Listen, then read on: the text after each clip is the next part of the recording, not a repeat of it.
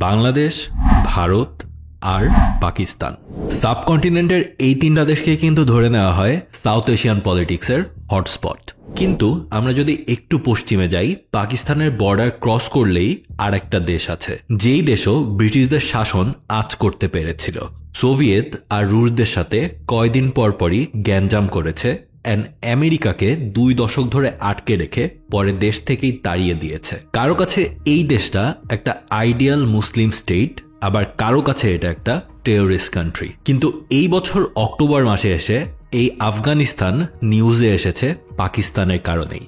In fact Afghanistan আর পাকিস্তানের 16 October সিজফায়ারের আগ পর্যন্ত অলমোস্ট একটা যুদ্ধের মতো সিচুয়েশনেই ছিল। কিন্তু সেইটাই জাস্ট আমাদের মেইন টপিক না, কারণ এইটা নিয়ে অলরেডি অনেক ইনফরমেশন আপনারা বিভিন্ন বড়সড় নিউজ আউটলেট থেকেই পেয়েছেন।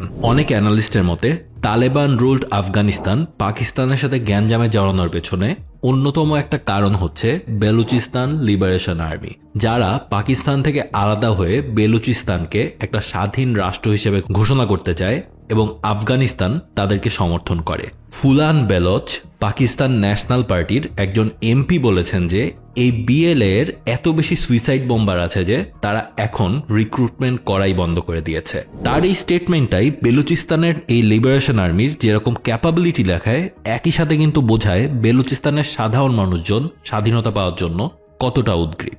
আজকের এই ভিডিওতে আমরা এই বেলুচ জাতির ইতিহাস, তার সাথে তাদের স্বাধীনতা পাওয়ার সম্ভাবনা, এবং তারই ঠিক অন্য পাশে এইটা হলে পাকিস্তানের আসলে কি হতে যাচ্ছে সেইগুলো নিয়ে কথা বলবো। Okay, this video is sponsored by বাংলাদেশের অন্যতম গ্লোবাল ব্র্যান্ড ওয়ালটন। আপনারা জানেন, যেমন দেশের সীমানা পেরিয়ে বিশ্বের প্রায় 50টিরও বেশি দেশে ওয়ালটন পৌঁছিয়ে গিয়েছে, ঠিক তেমনই তাদের সাপোর্ট আমার এই চ্যানেলের ভিডিও এডিটিং বলেন, রিসার্চ কিংবা গ্রাফিক্সের কোয়ালিটি আরও আপগ্রেড করতে হেল্প করছে। So thanks a lot to Walton for supporting this channel. শুরুতে আসলে আমাদের দেখা উচিত যে এই বেলুচিস্তানের স্বাধীন হওয়ার যে আকাঙ্ক্ষা, এটা জন্ম কোথা থেকে। এর জন্য আমাদের যেতে হবে আমাদের এই সাবকন্টিনেন্টের অসংখ্য ঝামেলা শুরু যেখান থেকে, সেই ব্রিটিশ পিরিয়ডে। সেই সময় বালুচিস্তান মোট 4টা প্রিন্সলি স্টেট নিয়ে গঠিত ছিল: খারান, মাকারান, লাবেলা আর কালাত। ব্রিটিশরা বেলুচিস্তানকে ইউজ করেছিল সোভিয়েত অ্যাগ্রেশন ঠেকানোর জন্য, এমনকি তারা সেটাকেও সরাসরি কলোনাইজ করার চেষ্টাও চালিয়েছিল। কিন্তু বেলুচ জনগোষ্ঠীর ভয়ঙ্কর অ্যাগ্রেসিভ রেজিস্ট্যান্সের কারণে তারা আলটিমেটলি বেলুচকে পুরোপুরি কলোনাইজ করতে পারে নাই, বরং তারা এখানে তাদের নন ইন্টারফিয়ারেন্স নীতি অবলম্বন করে। এরপরে ফাস্ট ফরওয়ার্ড টু 1947, ভারত আর পাকিস্তান পার্টিশনের সময়। এই 4টা প্রিন্সলি স্টেট কাশ্মীর বা হায়দ্রাবাদের মতো ইম্পর্টেন্ট ছিল না, কারণ এরা ছিল সাবকন্টিনেন্টের একেবারেই বর্ডারে। তবুও কালাত বাদ দিয়ে বাকি 3টা স্টেট পাকিস্তানের অংশ হতে রাজি হয়। কালাতের শাসক মীর আহমেদ ইয়ার খান জিন্নার কাছে রিকোয়েস্ট করেন যেন কালাতকে স্বাধীনভাবে একটা স্টেট হিসেবে থাকতে দেওয়া হয়। জিন্না দেখলেন এটা আসলে এতটা ইম্পর্টেন্ট কোনো রিজিয়ন না, তো প্রথমত তিনি রাজি হয়েছিলেন। কিন্তু স্বাধীনতার পরপরই ব্রিটিশরা পাকিস্তানকে জিন্নাকে প্রেসার দিতে থাকে যেন কালাতকে তাদের অংশে নেওয়া হয়। স্বাভাবিকভাবে আপনার কোয়েশ্চেন আসতেই পারে যে ব্রিটিশরা তো ভারতবর্ষ ছেড়ে চলেই যাচ্ছে, তারপরে তারা আবার জিন্নাকে কেন প্রেসার দিচ্ছে এরকম একটা রিজিয়ন নেওয়ার জন্য, যেটা নেয়ার তারও আসলে তেমন কোনো ইচ্ছা ছিল না। এটা মূলত এই ভয় থেকে যে সোভিয়েত কালাতকে অ্যানেক্স করে নিলে সাবকন্টিনেন্টকে তাদের জোন অফ ইনফ্লুয়েন্সের মধ্যে নিয়ে যেতে পারে। তখনই জিন্না কিন্তু একটা ইউ টার্ন নেন। 47 অক্টোবরেই জিন্না কালাতের খানকে বলেন পাকিস্তানের সাথে মার্জ হয়ে যেতে। সেই সময় জিন্না বলেছিলেন, আপনার আশেপাশের বাকি সব স্টেটই মার্জ করছে, আপনি কেন আলাদা থাকছেন? কিন্তু খান সাহেব সেটা সেই সময় রিফিউজ করেছিলেন। আর তারপরই শুরু হয় পাকিস্তানের ক্যাম্পেইন। এই ক্যাম্পেইন নিয়ে তাজ মোহাম্মদ ব্রেসেগের বই Baloch nationalism, its origin and development up to 1980-তে বিস্তারিতভাবে লেখা আছে। পাকিস্তান মিডিয়া ক্যাম্পেইন চালায়, ভোট নামানোর ট্রাই করে, আর মিলিটারি পাঠিয়ে দেয়, দাঙ্গা বাঁধানোর চেষ্টা চালায়। সেই সময় এরকম খবর পাওয়া যায়। 48 সালের মার্চে বাকি 3টা বেলোচ স্টেটের ম্যাপ ফাইনাল করা হলে দেখা যায় যে কালাত পুরো ল্যান্ডলক হয়ে পড়েছে, এবং সেই ম্যাপে তাদের জায়গাটাও অনেক কমে এসেছে। আর তার চেয়েও বাজে ঘটনা ঘটে যখন পাকিস্তানের নিউজ ছড়ায় যে কালাত নাকি ইন্ডিয়ার সাথে যোগ দিতে চায়, যেটা আসলে কোনোভাবেই সেন্স মেক করে না। কিন্তু এই ধরনের একটা প্রোপাগান্ডাই চালানো হয় তাকে অ্যানেক্স করার জন্য। পাকিস্তান এবার পুরোদমে মিলিটারি পাঠানো শুরু করে। কালাত ইন্টারন্যাশনাল কমিউনিটিরও হেল্প চেয়েছিল, কিন্তু পোস্ট পার্টিশন পাকিস্তান আর ভারতে এতই বেশি ঝামেলা ছিল যে কালাতের এই আবেদন গ্লোবাল লিডারদের কান পর্যন্ত যেতেই পারে নাই। আর এই কারণেই কালাত বাধ্য হয়ে সারেন্ডার করে জিন্নার পাকিস্তানের কাছে। কিন্তু একই সাথে সেই সময় তারা এটা বুঝে যায় যে এই পাকিস্তান আসলে তাদের প্রকৃত বন্ধু না। এরপর 1954 সালে পাকিস্তান সরকার একটা ইনিশিয়েটিভ নেয়, ওয়ান ইউনিট প্ল্যান। বেসিক্যালি আপনারা এটা জানেনই, সে সময়ের পাকিস্তানে পূর্ব পাকিস্তান ছিল ডমিনেন্ট রিজিয়ন, অ্যাটলিস্ট জনসংখ্যার দিক থেকে এবং রিসোর্সের দিক থেকে। অপরদিকে পশ্চিম পাকিস্তান ভাগ হয়েছিল মোট 4টা প্রভিন্সে। আর এই 4টা প্রভিন্স একসাথে করে একটা সিঙ্গেল ওয়েস্ট পাকিস্তান গঠন করে ইস্ট পাকিস্তানের এগেনস্টে দাঁড়াতে পারাটাই ছিল ওয়ান ইউনিট প্ল্যানের মেন টার্গেট। স্বাভাবিকভাবেই এর এগেনস্টে আবারও শুরু হয় আন্দোলন। 1958 সালে সেই সময়ের যে কালাতের খান ছিলেন নওয়াব নওরোজ খান স্বাধীনতা ঘোষণা করে দেন, কিন্তু পাকিস্তানি মিলিটারির সামনে নিজেদের জয়ের সম্ভাবনা ক্ষীণ দেখে তিনি পাকিস্তান সরকারের সাথে ডিলে যান যে আন্দোলন থেমে যাবে, বিনিময়ে তার জনগণের যেন কোনো ক্ষতি করা না হয়। কিন্তু হয় তার ঠিক উল্টাটা, তাকে আর তার ছেলেদের গ্রেফতার করা হয়, তার অনুগত সৈন্যদের রাস্তায় পাবলিকলি এক্সিকিউট করা হয়, আর তার আত্মীয় স্বজনদের হত্যা করা হয়। আর পাশাপাশি পাকিস্তান মিলিটারি ট্রেডমার্ক জেনোসাইড তো আছেই। আর এই বিশ্বাসঘাতকতাটাই ছিল বালুচ জনগোষ্ঠীর পাকিস্তানের প্রতি লয়াল হওয়ার আশায় শেষ পেরেক। আপনারা হয়তো অনেকেই জানেন যে আমাদের বাংলাদেশেও যে ম্যাসাকার চালানোর ক্ষেত্রে প্রথমে যার নাম আসে টিক্কা খান, তাকে কিন্তু এই বেলুচিস্তানেরই কসাই বলা হয়। তারও এখানে একটা বড় রোল ছিল। এর পরের বড় রেবেলিয়ন আসে 1963 সালে শের মোহাম্মদ বিজরানিয়ের হাত ধরে, যাকে বেলুচের মানুষ ডাকত জেনারেল শেরফ নামে। এই রেবেলিয়ন ছিল একদম ফুললি আর্মড একটা রেবেলিয়ন। দাবি ছিল ওয়ান ইউনিট প্ল্যান বাতিল করতে হবে এবং বেলুচিস্তানকে প্রভিন্সের সম্মান দিতে হবে। 1969 সালে ইয়াহিয়া খান যখন আইয়ুব খানকে সরিয়ে সরকারের প্রধান হয়ে বসেন, তখন এই আন্দোলনে একটা ট্রুস সাইন করা হয়, ওয়ান ইউনিট প্ল্যান বাতিল করা হয়, আর বেলুচিস্তান পাঞ্জাব এবং সিন্ধের সাথে প্রভিন্স হিসেবে স্বীকৃতি পায়। কিন্তু এই সময় থেকেই আরও একটা ফ্যাক্টর কিন্তু সামনে চলে আসে, যেটা হচ্ছে দ্য বাংলাদেশ ফ্যাক্টর। যেই দিন বাংলাদেশ বিজয় লাভ করে, মানে 1971 সালের 16 ডিসেম্বর, সেদিন বাংলাদেশের প্রথম ফরেন মিনিস্টার আব্দুস সামাদ আজাদ ছিলেন লন্ডনে। সেখানের চ্যারি ক্রস হোটেলে টপ সিক্রেটের একটা মিটিং ডাকেন তিনি। সেই মিটিংয়ে উপস্থিত ছিলেন পাখতুনের লেজেন্ডারি লিডার খান আব্দুল ওয়ালি খান, যাকে ইন্ডিয়ায় ফ্রন্টিয়ার গান্ধী নামেও ডাকা হতো। সাথে ছিলেন নওয়াব আকবর খান বুগদি, যিনি বালুচিস্তানের বুগদি ট্রাইবেল লিডার, আর নওয়াবজাদা খায়েশ বাক্স মার্রি, যিনি মার্রি ট্রাইবের গেরিলা লিডার, আর Ataullah Mengal tribal leader, and সিন ট্রাইবের জিএম সাইদের একজন রিপ্রেজেন্টেটিভ, যার নাম আজ পর্যন্ত রিভিল করা হয়নি। এই মিটিংয়ে আব্দুস সামাদ আজাদ বলেন যে পাকিস্তান আর্মি তাদের বেইজ্জতি ঢাকার জন্য বেলুচের ট্রাইবগুলোর ওপর অত্যাচারের মাত্রা আরও বাড়িয়ে দিতে পারে, আর সেটা থেকে বাঁচতেই তিনি প্রস্তাব করেন যেন বেলুচ, সিন্ধ আর পাখতুন মিলে জয়েন্ট রেবেলিয়নে নামে। এমন একটা সময় যখন পাকিস্তান আর্মির একেবারে ভগ্নদশা, আর ইন্ডিয়ান আর্মি চাইলেই লাহোর পর্যন্ত দখল করে নিতে পারত, আর সদ্য গেরিলা যুদ্ধে জয় নিয়ে আসা বাংলাদেশ তাদের সব রকম স্ট্র্যাটেজিক অ্যাডভাইস অ্যান্ড পাকিস্তান আর্মির উইক সাইড নিয়ে আইডিয়া দিতে পারবে। জানা যায় তখন তাদের দিক থেকে প্রশ্ন আসে যে ইন্ডিয়া কি তাদেরকে সাপোর্ট দিতে পারবে কিনা। আজাদ সাহেব বিশ্বাস করতেন যে আওয়ামী লীগ, স্পেশালি শেখ মুজিব, ইন্দিরা গান্ধীকে কনভিন্স করতে পারবেন, তবে তিনি এটাও বলে দেন ইন্ডিয়ার সাপোর্ট পেতে হলে রিলিজিয়াস এলিমেন্ট ঝেড়ে ফেলতে হবে, সেকুলারিজম অ্যান্ড ডেমোক্রেসিকে মানতে হবে। সেখানে উপস্থিত সকল লিডার সেই সময় একমত হলেও তারা এটাও জানিয়ে দেন যে তাদের নিজেদেরও আরও কিছু ডিসকাশনের প্রয়োজন, কারণ তাদের দল এবং ট্রাইবের সাথে কথা না বলে এত বড় একটা জিনিসে অ্যাগ্রি করা আসলে কঠিন। তারা এটাও জানান যে এই দাবিটা যদি তাদের আগে জানানো যেত তাহলে হয়তো 100% কমিটমেন্ট টু সেকুলারিজম তারা দেখাতে পারত। নওয়াব আকবর খান বুগদি বলে দেন যে সম্ভাবনা আছে হয়তো আমাদের হয়ে ভারতকেই পাকিস্তানের সাথে যুদ্ধ করতে হতে পারে। মানে এই রিলিজিয়াস সেন্টিমেন্ট ব্রেক করে পুরো বেলুচ একসাথে হতে রাজি হবে না। ইসলাম আর স্বাধীনতা তাদের কাছে একই, একটাকে ছেড়ে তারা আর একটাতে কোনোভাবেই সে সময় যেতে চায় নাই। অর্থাৎ বুঝতে পারছেন, একটা বড় চালি কিন্তু সেই সময় চালানোর চেষ্টা করেছিল ইন্ডিয়া, যে অলরেডি পাকিস্তান আর্মি বেশ ব্রোকেন, বাংলাদেশের কাছে যুদ্ধে হেরে গিয়ে বাংলাদেশ একটা স্বাধীন দেশ হয়ে গিয়েছে। এই সময়ে এই বেলুচিস্তানের যেই মানুষগুলো আছে তারাও যেহেতু এতদিন ধরে স্বাধীনতা চাচ্ছে, শুরুর থেকেই মোটামুটি চাচ্ছে, তাদেরকে এই সময় একটা কন্ডিশন দেওয়া হয়েছিল যে তোমরা যদি সেকুলারিজমের পথে হাঁটো তাহলে তোমাদেরকে হয়তোবা ইন্ডিয়া হেল্প করবে স্বাধীন হওয়ার জন্য। কিন্তু সেই সময় সব মানুষগুলো আসলে একেবারে এইরকম একটা পথ বেছে নিয়ে স্বাধীনতা আসলে চায় নাই। পরবর্তীতে আব্দুস সামাদ আজাদ এই মিটিংয়ের রিপোর্ট নিয়ে হাজির হন লন্ডনে অবস্থান করা ভারতীয় ডিপ্লোম্যাট শাসাঙ্ক এস ব্যানার্জি এর কাছে। তারাও কিছুটা অবাক হন জেনে যে বাংলাদেশ এমন কিছু আসলে প্ল্যান করছিল। কিন্তু পরবর্তীতে জানা যায় যে ইন্দিরা গান্ধী জানতেন যে এরকম একটা প্ল্যান হচ্ছে, অ্যান্ড এই লন্ডন মিটিংয়ের ওপর বেস করেই দুইটা আউটকামে যাওয়ার প্ল্যান ছিল ইন্ডিয়ার। যদি মিটিং সাকসেসফুল হতো তাহলে ইস্টার্ন ফ্রন্টে ইন্ডিয়ার মিলিটারি এঙ্গেজ করত, আর যেহেতু সাকসেসফুল হয় নাই তাই ভারত এর পর দিন পাকিস্তানের সাথে যুদ্ধের আনুষ্ঠানিকভাবে সমাপ্তি টানে। পরবর্তীতে শশাঙ্ক এস ব্যানার্জি শেখ মুজিবকে 1973 সালে এই জিনিস নিয়ে জিজ্ঞেস করলে শেখ মুজিব বলেন যে বেলুচিস্তানের কাছে সেটাই ছিল তাদের সুযোগ, যেটা তারা হারিয়েছিল তাদের লিডারদের কারণে। সেই সময় কিন্তু বেলুচিস্তানে একটা হালকা আর্মড রেবেলিয়ন টাইপেরও চলছিল, আর সেটার কারণ ছিল 1970-এর জেনারেল ইলেকশনে আতাউল্লাহ মঙ্গলের ন্যাশনাল আওয়ামী পার্টির জয় পাওয়া। যদিও তারা বেলুচের পাওয়ারে ছিল, কিন্তু ভুট্টো তাদের পছন্দ করত না।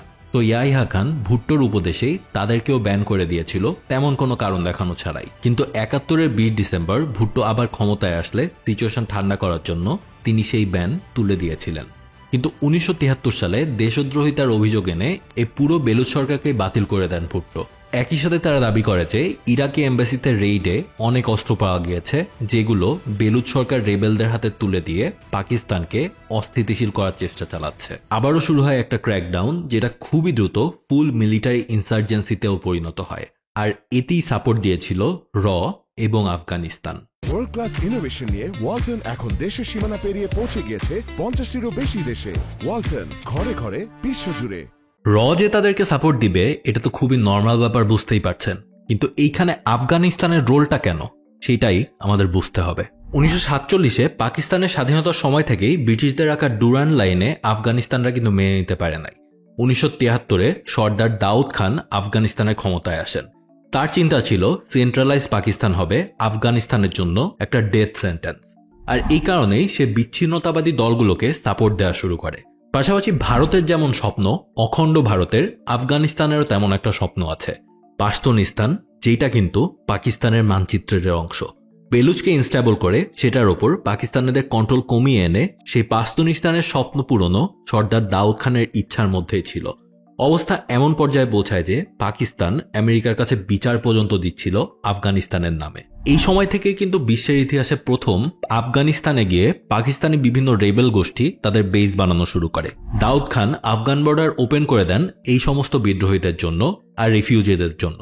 ভুট্টো নাকি দাউদ খানকে রিকোয়েস্ট পর্যন্ত করেছিলেন এইসব বন্ধ করতে, বিনিময়ে তার ডুরান্ড লাইন নিয়ে রিনেগোশিয়েট করবে, এই ধরনের কথাও ছিল। কিন্তু দাউদ খান জানতেন পাকিস্তানকে বিশ্বাস করা যাবে না, আর এই কারণে অনেকে আসলে মনেও করেন 1977 সালে ভুট্টোর পতনের পেছনেও এই কারণটাই ছিল। আর এইদিকে ইন্ডিয়ার র যে অবশ্যই বেলুচদের সাপোর্ট দিবে এইটা আসলে আলাদা করে বলার কিছু নাই, এটা নিয়ে অজস্র বই আছে। আমি কয়েকটা নাম বলে দিচ্ছি, চাইলে আপনারা পড়তেই পারেন। আভিনাশ পালিওয়ালের my enemy's enemy, India in Afghanistan for the Soviet invasion to the US withdrawal. আর অন্যটা শশাঙ্ক এস ব্যানার্জির India Mujibur Rahman, Bangladesh liberation and Pakistan, এবং অ্যানাটল লিভেনের পাকিস্তান এ হার্ড কান্ট্রি। ভুট্টোর পতনের পর ক্ষমতায় বসেছিলেন জেনারেল জিয়াউল হক।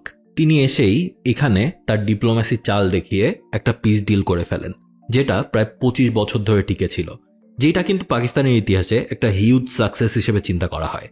তবে এর পেছনে বড় একটা কারণ ছিল 1978-এ দাউদ খান সরকারের পতন।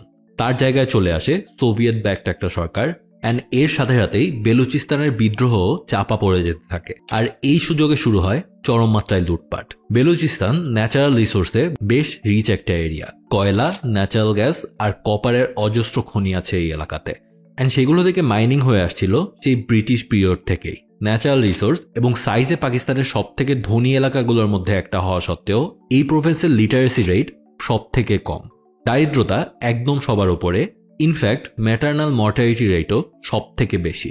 অর্থাৎ বুঝতে পারছেন এই বেলুচিস্তানকে কিন্তু দাবিয়েই রাখতে চেয়েছিল পাকিস্তান সব সময়, অ্যান্ড সেইটা কিন্তু এখনো আসলে চলে। আর সেই পিস ট্রিটির কারণে 80 আর 90 দশকে কিন্তু খুব বেশি একটা গ্যাঞ্জাম আসলে হয় না এই বেলুচিস্তান নিয়ে। কিন্তু সাথে অন্য একটা জিনিসও বুঝতে পারছেন, এই সময়টাতে কিন্তু আফগানিস্তান আসলে নিজেদের নিয়ে বিজি ছিল। কিন্তু 2000 সালে জন্ম নেয় বেলুচিস্তান লিবারেশন ফ্রন্ট। বেলুচিস্তানের স্বাধীনতার গল্পটা এখানেই খুব এক্সট্রিম একটা রূপ নেয়। বালাচ মারিয়ার নেতৃত্বে শুরু হওয়া এই রেবেল গ্রুপটা শুরুতে বেলুচের অধিকার নিয়ে কাজ করলেও পরে তারা ফুল স্বাধীনতা সংগ্রামের দিকে যায়। 2006 সালে মিলিটারি রুলার পারভেজ মোশাররফের আন্ডারে বেলুচ ন্যাশনালিস্ট লিডার নাওয়াদ আকবর বুগদিকে হত্যা করা হয়। এটা ছিল আগুনে ঘি ঢালার মতো একটা ব্যাপার। 1 বছর পর বালাজ মার্রিকেও হত্যা করা হয়। বিএলএ এর পরে একদম লিডার শূন্য হয়ে পড়ে।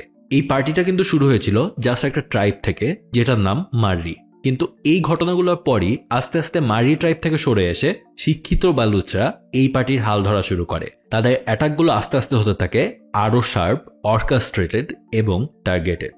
ব্যালুচ স্টুডেন্ট অর্গানাইজেশন নামে একটা ছাত্র সংগঠন এই বিএলএ লিডারদের সোর্স হয়ে ওঠে। আর এই নিউ লিডারশিপ এসেই বিএলএ কে কাইন্ড অফ টেরোরিস্ট অর্গানাইজেশনগুলোর লেভেলে নিয়ে আসে।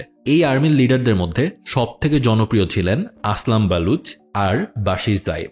আসলাম বালুচ বিএলএ এর মধ্যে সুইসাইড বোম্বিংকে নর্মাল বানান। তিনি তার ছেলেকে 2018 সালে দালবান্দিন শহরে চাইনিজ ইঞ্জিনিয়ারদের ওপর সুইসাইড বোম্বিং এর জন্য পাঠান। চাইনিজদের ওপর অ্যাটাকের ট্রেন্ড তিনিই শুরু করেন, কারণ তিনি বুঝতে পারেন যে পাকিস্তান চাইনিজদের কাছে এমনিতেও দায়বদ্ধ। চাইনিজদেরকে খেপাতে পারলে পাকিস্তান সেন্ট্রাল গভর্নমেন্টের ওপর অনেক বড় একটা প্রেশার ক্রিয়েট হবে। 2018তেই তারা করাচিতে চাইনিজ কনসুলেটেও অ্যাটাক করেন। বিএলএ এর এই সুইসাইড বম্বিং ইউনিটটার নাম হচ্ছে মাজিদ ব্রিগেড। আব্দুল মাজিদ বালোচ, যিনি ভুট্টোকে অ্যাসাসিনেট করার অ্যাটেম্প্ট নিয়েছিলেন, তার নাম থেকেই এই ব্রিগেডের নাম রাখা হয়েছে। কেবলমাত্র ট্রু বেলোচ প্যাট্রিয়ট, যাদের সংকল্পের ন্যূনতম বিচলতা নেই, তাদেরকেই এখানে আনা হয় এবং ট্রেন করা হয়। আর শুধু ছেলে না, মেয়েরাও কিন্তু এই ব্রিগেডের সদস্য। মাজিদ ব্রিগেড গ্লোবাল অ্যাটেনশন পায় 2022-এ এসে, যখন শারি বালোচ নামে এক ফিমেল সুইসাইড বম্বার করাচি ইউনিভার্সিটিতে চাইনিজ স্টুডেন্টদের টার্গেট করে ব্লাস্ট করে। একই সময়ে আরেক নারী সুইসাইড বম্বার কনফুসিয়াস ইনস্টিটিউটের বাইরে একটা মিনিভ্যান উড়িয়ে দেয় বোম ব্লাস্টে। স্বাভাবিকভাবেই বুঝতে পারছেন এই ধরনের ঘটনাগুলো তারা ঘটাচ্ছে এই কারণে পাকিস্তান সরকারই কিন্তু তাদের সরাসরি টেরোরিস্ট হিসেবে ঘোষণা দেয়। একই সাথে ইউকে এবং ইউএসএও তাদের টেরোরিস্ট বলেই স্বীকার করে। কিন্তু ইরাক, ইরান বা আফগানিস্তানের কাছে তারা আবার দেশপ্রেমিক। অর্থাৎ ঘটনা বুঝতেই পারছেন, যা হয় আসলে এক গ্রুপ বলছে এরা আসলে মুক্তিযোদ্ধা বা দেশপ্রেমিক, আর এক গ্রুপ বলছে না এরা টেরোরিস্ট। তারা দেশপ্রেমিক নাকি টেরোরিস্ট এটা আসলে আমরা এখন আর দেখতে চাই না। আমরা আসলে দেখতে চাই তাদের এই সব কর্মকাণ্ডের কারণে বেলুচিস্তান আসলে কি স্বাধীন হয়ে যাবে কিনা। এই বছরের মার্চেই কিন্তু তারা একটা বিশাল হাইজ্যাকিং করে, যেটাকে জাফর এক্সপ্রেস হাইজ্যাকিং বলা হয়। আর এরপরই সবাই বালুচিস্তানকে মোটামুটি সেকেন্ড বাংলাদেশ হিসেবে বলেছিল। আর এই অক্টোবরে আফগানিস্তানের সাথে পাকিস্তানের মোটামুটি যুদ্ধ লেগে যাওয়াটা অনেকেই বালুচিস্তানের স্বাধীনতার প্রিকার্সার হিসেবে দেখছে। এখন জিওগ্রাফিক্যালি তাকালে আমরা দেখব বালুচিস্তানের উত্তরে আফগানিস্তান, পশ্চিমে ইরান এবং দক্ষিণে আরব সাগর। আর এই কারণে অনেকেই মনে করছে যেহেতু তাদের চারপাশে অন্যান্য দেশগুলো আছে, এই সব দেশ থেকে তারা যদি হেল্প পায় তাহলে বালুচিস্তান আসলে কি স্বাধীনতা পাবে কিনা। আর এখানেই কোশ্চেন আসে, এই সব দেশের কাছ থেকে বালুচিস্তান আসলে হেল্প পাবে কিনা পাকিস্তানের এগেইনস্টে যাওয়ার। সহজ অ্যান্সার, পুরোপুরি বলা যাচ্ছে না। এটা যদি দাউদ খানের আফগানিস্তান হতো তাহলে একটা কথা ছিল, কিন্তু বর্তমান তালেবান আফগানিস্তান নিজেদের গুছিয়ে নিতেই সময় পার করছে। বালুচিস্তানকে ফুল ফ্লেজে হেল্প আসলে তারা দিবে কিনা এটা এই মুহূর্তে আসলে বলা যাচ্ছে না, কিন্তু পাকিস্তানের সাথে যেভাবে তারা যুদ্ধে জড়াচ্ছে সেই দিকে সম্ভাবনা তৈরি হতেও পারে। অন্যদিকে আছে ইরান, আর এই ইরান আসলে তাদেরকে হেল্প দিবে কিনা তার পেছনে অবশ্যই এই স্বাধীনতা পেলে ইরানের কোনো লাভ হবে কিনা এই জিনিসটা কিন্তু অনেক ইম্পর্টেন্ট। তো আপাত দৃষ্টিতে দেখলে বালুচিস্তান স্বাধীন হোক কি না হোক, এখানে ইরানের খুব বড়সড় লাভের কিছু নাই। সো তারাও এখানে ইনভেস্ট করবে বলে মনে হয় না। আর সেকেন্ড ব্যাপারটা হচ্ছে, বালুচিস্তান যদি আসলেই স্বাধীন হয়ে যায় তাহলে একটা স্বাধীন দেশ হিসেবে তারা সার্ভাইভ করতে কিন্তু পারবে না, যদি না তারা আফগানিস্তান আর ইরানের সাইড থেকে উর্বর জমি না পায়। কারণ বর্তমান বালুচিস্তানে ন্যাচারাল রিসোর্সের রিচ হলেও খাদ্যশস্য উৎপাদনের ক্ষেত্রে অনেক পিছিয়ে। এটা তাদের স্বাধীনতার পথে অনেক বড় একটা বাধা, কারণ তারা খাদ্যের দিক থেকে পুরোপুরি কিন্তু পাকিস্তানের ওপর নির্ভরশীল। তবে এটা দেখে আপনার মনে হতেই পারে যে কোনো খাদ্যশস্য উৎপাদন না করলেই সেই দেশ আসলে স্বাধীন হতে পারবে না, এই ধরনের কোনো নিয়ম আছে কিনা। এমন অনেক দেশও কিন্তু আছে যারা নিজেরা কোনো ধরনের খাদ্যই উৎপাদন করে না, কিন্তু তারপরেও তারা পুরোপুরি স্বাধীন একটা দেশ। এখান থেকেই বলা যায় বালুচিস্তান সেই রোডে আগানোর চেষ্টা করতেও পারে। কিন্তু এর থেকে বড় সমস্যা হচ্ছে বালুচিস্তানের বিভিন্ন ট্রাইবগুলো। যদিও তারা এখন সবাই একই ছাতার নিচে কাজ করছে, কিন্তু ঐতিহাসিকভাবে মারবি, মঙ্গল বা বুগদি এরা কেউই নিজেদের ট্রাইবের বাইরের মানুষজনদেরকে সহ্য করতে পারে না। ঐতিহাসিকভাবেই তাদের অজস্র মারামারি কাটাকাটির হিস্ট্রি আছে। সো তারা স্বাধীন হলেও হিউজ একটা পাওয়ার স্ট্রাগল থেকেই যাবে, যেমন গিয়েছিল সিরিয়াতে। আর আরো বড় ব্যাপার হচ্ছে, একটা দেশ স্বাধীন হতে হলে তার প্রচন্ড ইন্টারন্যাশনাল সাপোর্ট লাগে। আর ইন্টারন্যাশনাল সাপোর্ট তখনই আসবে যখন বাইরের দেশটা দেখবে যে এই দেশ স্বাধীন হলে তাদের বড়সড় কোনো লাভ আছে। বালুচিস্তান স্বাধীন হলে তেমন বড় সড়ো লাভ আসলে কারোই নাই। ইন্ডিয়ার হয়তো বা কিছু লাভ আছে, কিন্তু স্বাধীন বালুচিস্তান যে ইন্ডিয়ার এগেইনস্টে যাবে না এই ধরনের কোনো কথাও তো আসলে নাই। প্লাস বালুচিস্তানের আনস্টেবল থাকাটা আফগানিস্তান আর ইরানের জন্য কিন্তু একটা লাভ। কিছু হলেই এই বর্ডার দিয়ে তারা পাকিস্তানের উপর প্রেশার দিতে পারবে। অ্যান্ড পাকিস্তান একবার তার দেশের একটা বড় অংশ হারিয়েছে, আবারও যদি আরেকটা অংশ হারায় তাদের মিলিটারি যেই অবস্থার মধ্যে দিয়ে যাবে সেটা কয়েক শতকেও আসলে দূর করা যাবে না। তো এই কারণে তারাও একেবারে ব্রুটালভাবেই এই অংশটা ধরে রাখার চেষ্টাও করবে। একই সাথে বিএল এর কার্যক্রম তাদেরকে টেররিস্ট অর্গানাইজেশন হিসেবে দুনিয়ার সামনে রেখে দিয়েছে। এই ইমেজ কাট করে সাফারিং এর ইমেজটা সামনে নিয়ে আসাটা তাদের জন্য প্রচন্ড রকমের চ্যালেঞ্জিং হবে। আর এই কারণে আসলে বলা যায় যে বালুচিস্তানের এই স্ট্রাগলটা এত লং লাস্টিং, তারপর তারা কখনোই আসলে স্বাধীন হতে পারবে না, কারণ তাদের সেই স্বাধীন হওয়ার জন্য যত যত এলিমেন্ট প্রয়োজন তার সবকিছু আসলে নাইও। ইনফ্যাক্ট বর্তমান সিচুয়েশনে বালুচিস্তানের পুরোপুরি স্বাধীন হওয়ার চাইতে বালুচিস্তান আফগানিস্তানের দখলে চলে যেতে পারে, সেইটার সম্ভাবনা আরো বেশি। তালিবান সরকারের দিক থেকে তেমন কোনো তথ্য আসলে বাইরে আসে না, তো এই ক্ষেত্রে আসলে অ্যাজিউম করা পসিবল না। হয়তোবা আফগানিস্তান তাদের সেই প্রাচীন পাশতুনিস্তানের স্বপ্ন আবারও জাগিয়ে তোলার চেষ্টা করতে পারে। তবে এইখানে পাকিস্তান যে বিশাল চাপে আছে সেটা তো বোঝাই যায়, কেন যেন তাদের পার্ট থাকতে কেউই চায় না। সো এই ছিল ভিডিও। কিছুদিন আগেই পাকিস্তান আর আফগানিস্তানের যে গ্যাঞ্জামটা শুরু হয়, তারপরে কিন্তু এই বেলুচিস্তানে সেটার কোনো প্রভাব পড়বে কিনা এটা নিয়ে অনেক ডিসকাশন হচ্ছিল।